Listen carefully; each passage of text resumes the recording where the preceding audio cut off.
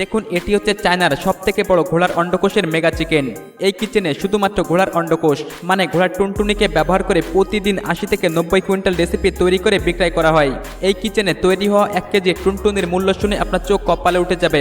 এসব টুনটুনিকে তারা এত বেশি প্রসেসিং করে রান্না করে, যেটি খেয়ে আপনি কখনোই বলতে পারবেন না এটি আসলে ঘোড়ার টুনটুনি। সবার প্রথমে তারা এগুলোকে বিশাল পরিসরে সংগ্রহ করে, এরপর এগুলোকে ছিদ্র করে ভিতরে থাকা পানিকে ফেলে দেয়। সাথে রান্নার জন্য এগুলোকে এই ধরনের বড় ইলেকট্রিক কড়াইতে জমা করে, এর সাথে 2-5টি চিকেনকেও ছেড়ে দেয়, আর অল্প মাত্রায় দুর্গন্ধ রিমুভ করার কেমিক্যাল মিশিয়ে কিছু সময় এভাবে সিদ্ধ হওয়ার জন্য রেখে দেওয়া হয়। টুনটুনি যখন পুরোপুরিভাবে সিদ্ধ হয়ে যায় তখন সেগুলোকে চেক করে কড়াইতে অনেক রকমের মশলা দেওয়া হয়, তবে তারা তেলের পরিমাণটা সব থেকে বেশি দেয়।